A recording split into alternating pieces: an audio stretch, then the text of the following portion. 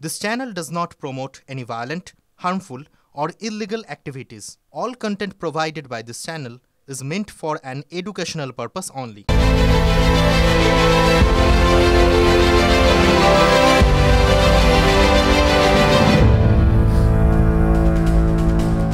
Special কথা বলার সময় এখন কত রঙ্গ দেখি দুনিয়ায় রোজ। রাজনীতিতে রঙ্গ দেখাচ্ছে এখন বাঁশ আর কাঠি। দিলীপ ঘোষের কাঠিবাজির অভিযোগ তো জানেন, আরেকবার মনে করিয়ে দিই। রাজনীতিতে যা হয় সবাই কাঠি নিয়ে ঘুরতে থাকে। রাজনীতিতে যা হয় সবাই কাঠি নিয়ে ঘুরতে থাকে। রাজনীতিতে যা হয় সবাই কাঠি নিয়ে ঘুরতে থাকে। রাজনীতিতে যা হয় সবাই কাঠি নিয়ে ঘুরতে থাকে, কখন কাজে লেগে যায়। দিলীপ এখন হতাশ, একলা। দলে নিজের প্রয়োজন আছে কিনা সেটাও বুঝতে পারছেন না। আর কারণটা কি? ওই কাঠি। কাঠি আর বাঁশারই তো রমরমা কারবার। এদিকেও একটা ছবি দেখে চোখ কপালে উঠবে আপনার। দেখুন ছবিটা।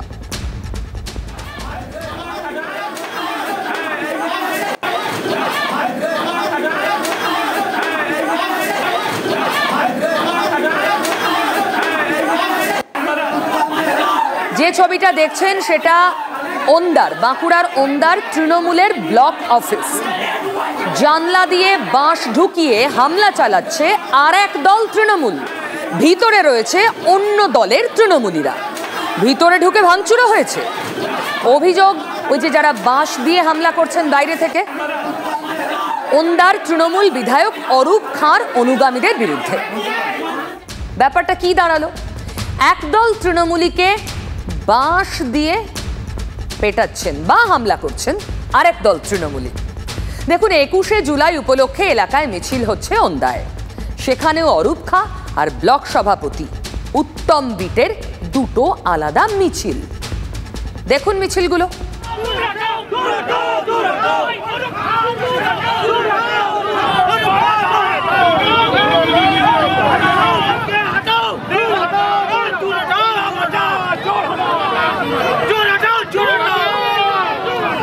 দুটো আলাদা মিছিল। ডান দিকের ছবিটি বিধায়ক অরূপ খান, এখন যাকে ফুল স্ক্রিন দেখতে পাচ্ছেন, আর একজন উত্তম বিট, যিনি ওন্দারি তৃণমূলের ব্লক সভাপতি। বিধায়কের মিছিল লক্ষ্য করে দূর হটো চোর চোর স্লোগান তৃণমূলের ব্লক অফিসের সামনে থেকে। পরে শুরু হয় ব্লক সভাপতির মিছিল। তবে ঘরের অশান্তির লজ্জা দুজনেই ঢাকতে ব্যস্ত হয়ে পড়েছেন।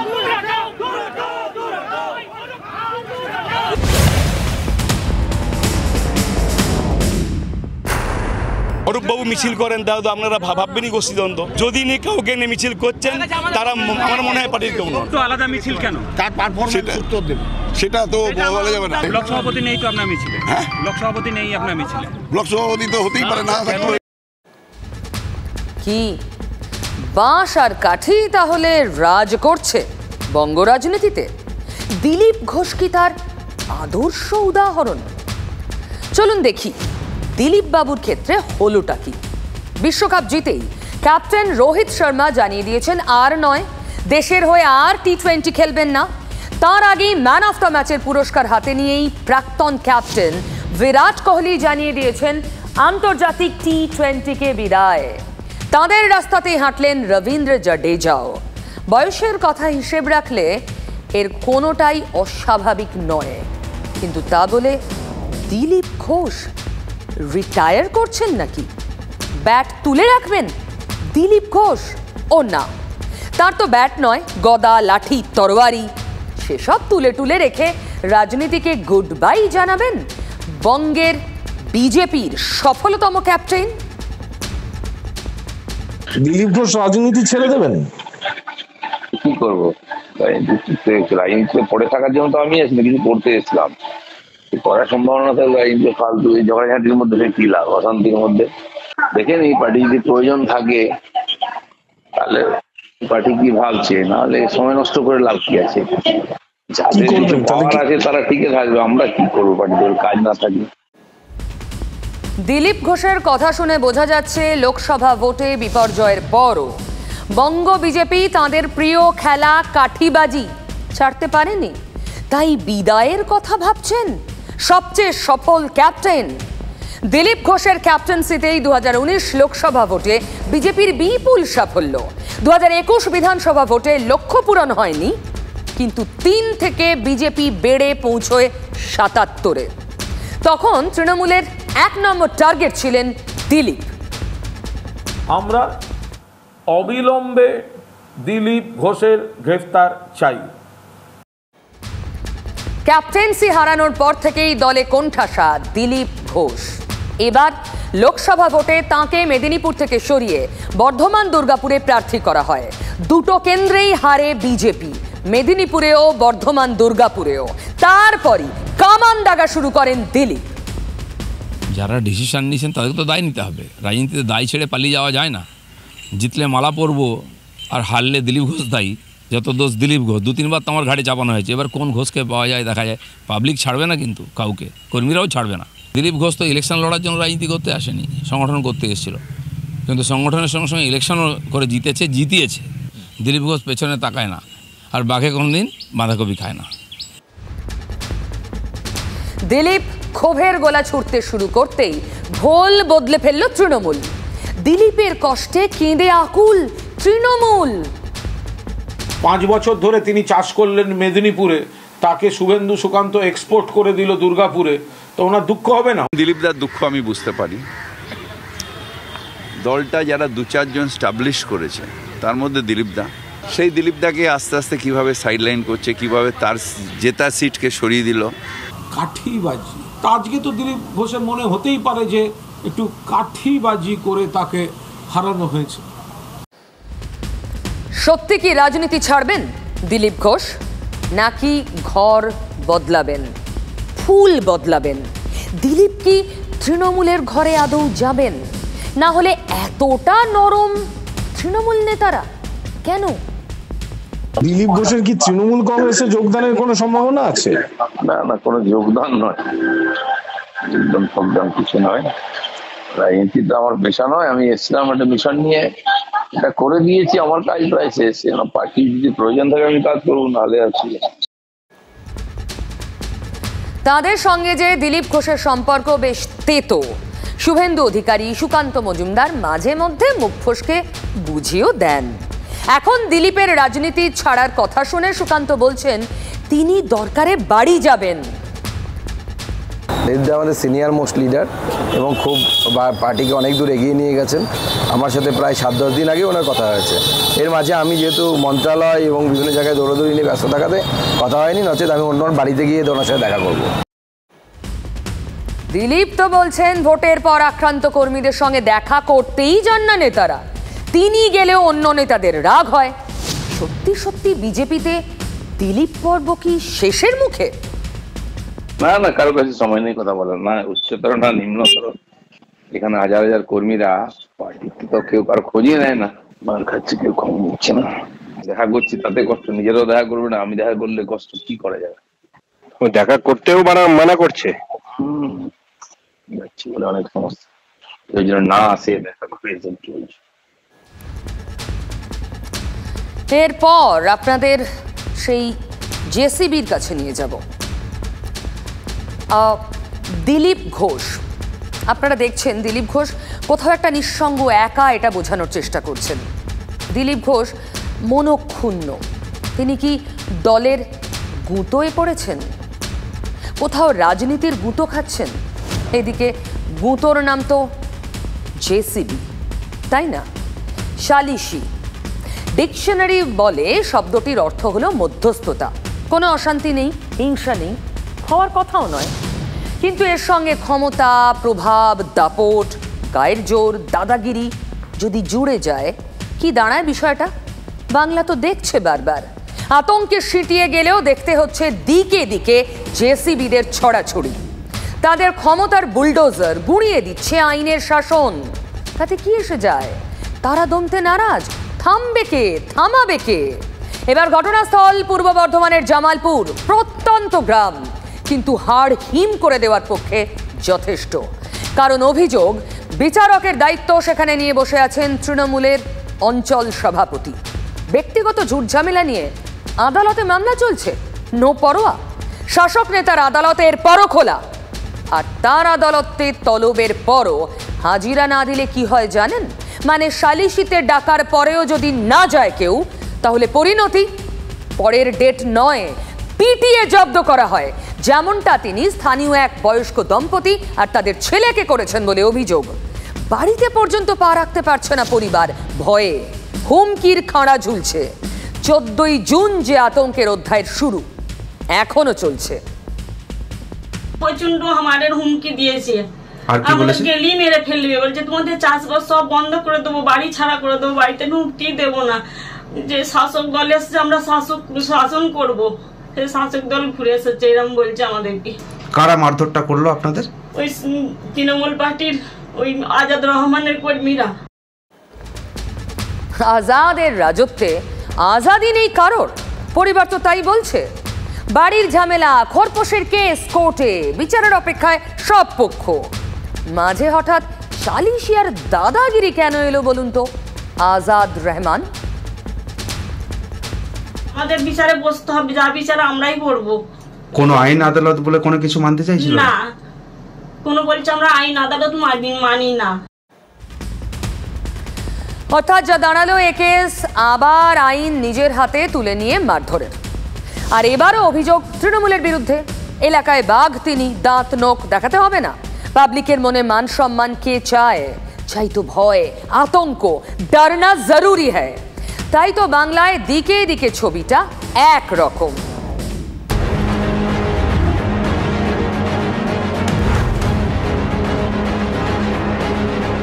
এখন জেসিবি যুগ, যেদিকে তাকাবেন শুধু জেসিবি আর জেসিবি। বুলডোজারের কথা বলছি ভাবছেন? ভাবতে পারেন, বুলডোজারই তো। শাসক দলের বুলডোজার, বাহুবলী।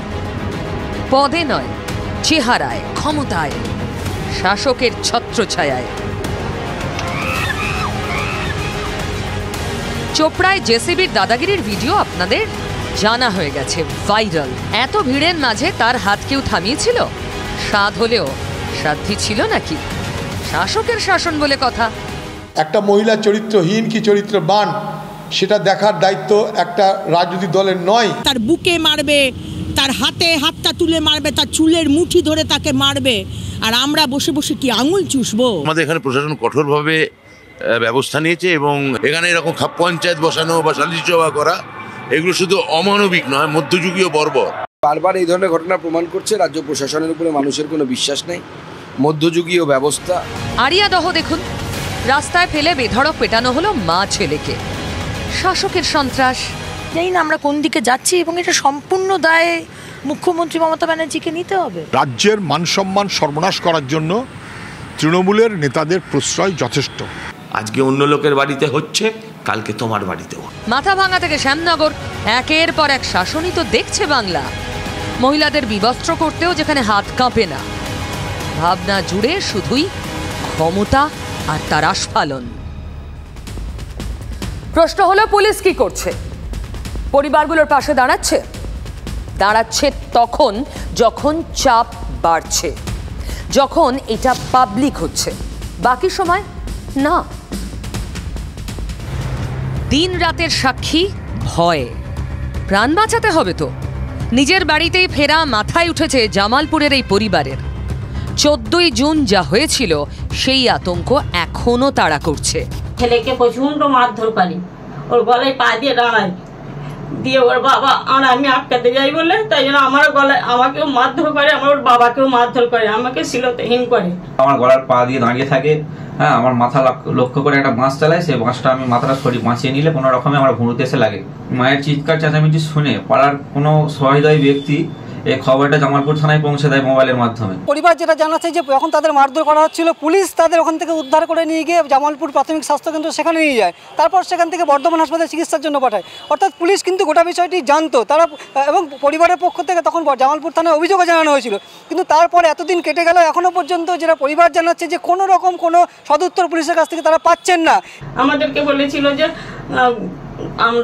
আমি বলছি আমরা কোথায় যাবো, বলছি যেখানে যাবে জানলে যান। আমরা এখন যেখানে সেখানে ঘুরে বেড়াচ্ছি, বাড়িতে ঢুকতে পারছি না। বাড়িতে ঢুকলে আমাদের জীবনের আশঙ্কা আছে, আমাদেরকে মেরে ফেলবে, জানে মেরে ফেলবে বলেছে।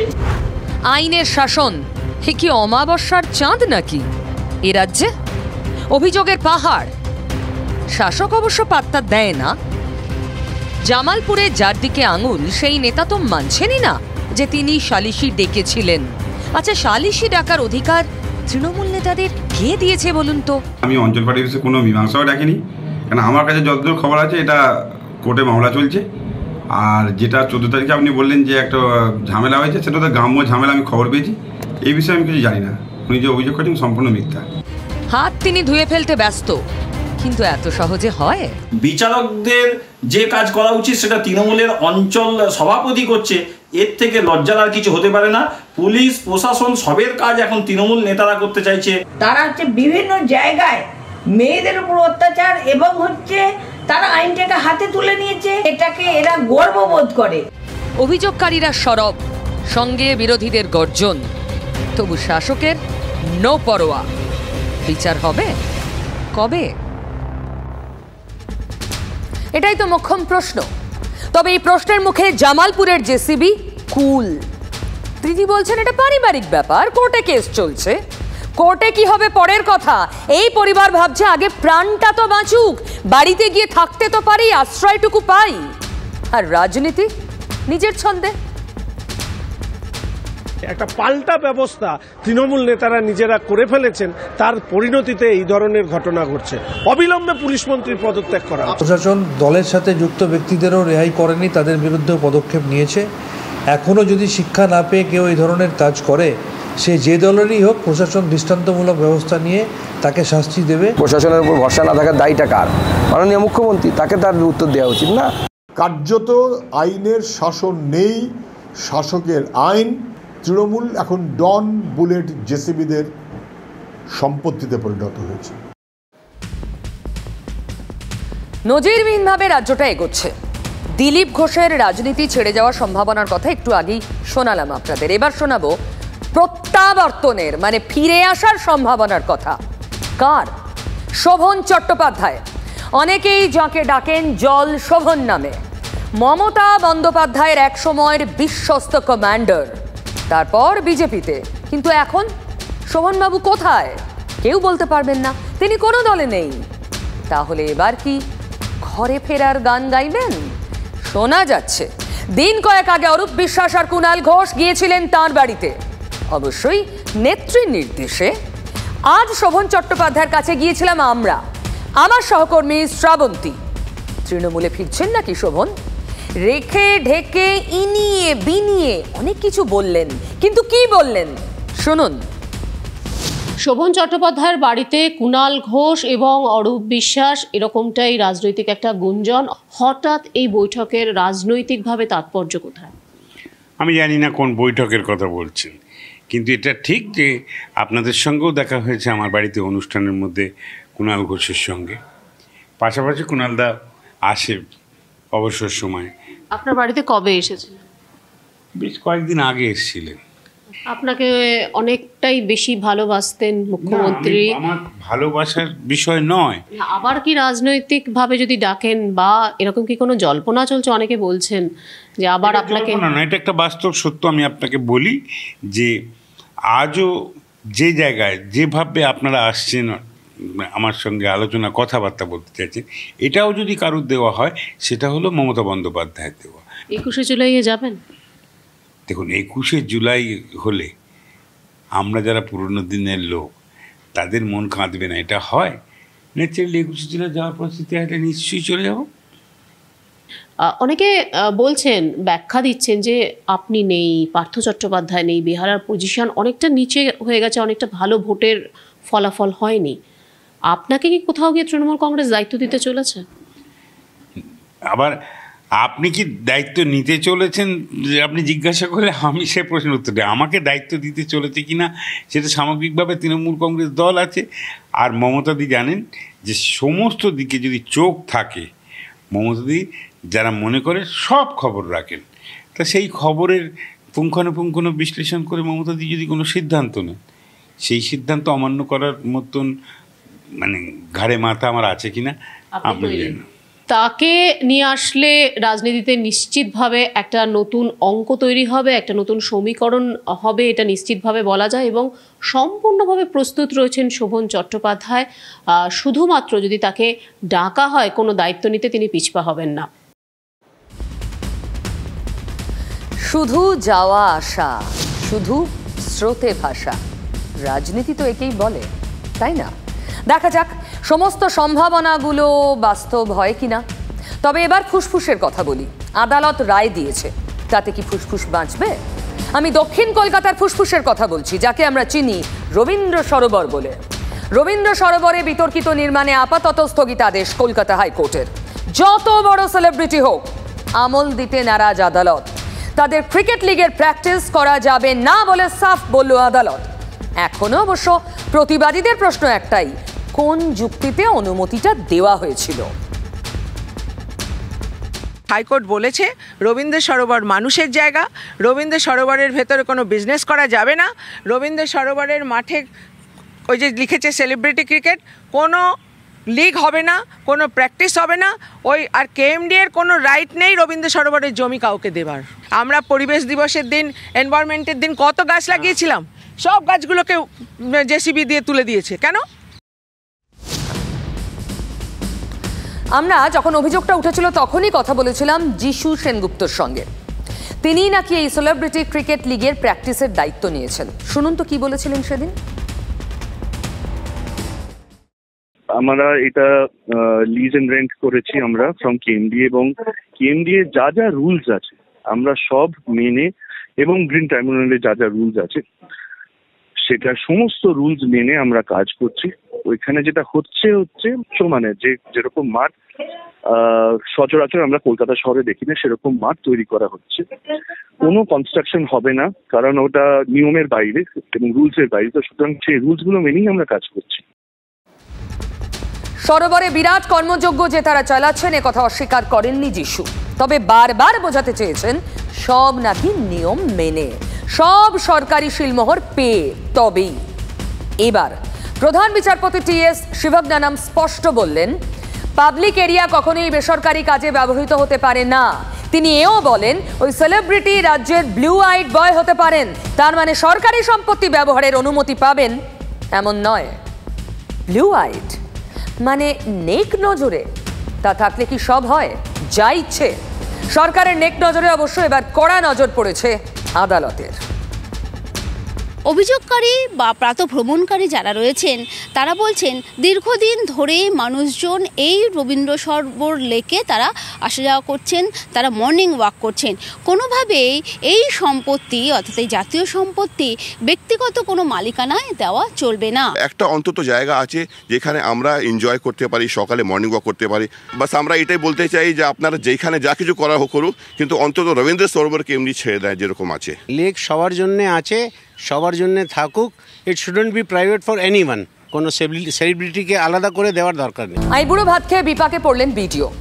বর্ধমান 1 নম্বর ব্লকের বিডিওকে শোকজ করলেন জেলা শাসক। বুধবার বিডিও রজনীশ কুমার যাদবের জন্য পঞ্চায়েত সমিতির অফিসে ঘটা করে আইবুড়ো ভাত আয়োজন হয়েছিল। আয়োজক ছিল তৃণমূল কংগ্রেস। সরকারি দফতরে পার্টির আতিথেয়তায় কি করে আইবুড়ো ভাত হলো? শোকজ বিডিওকে।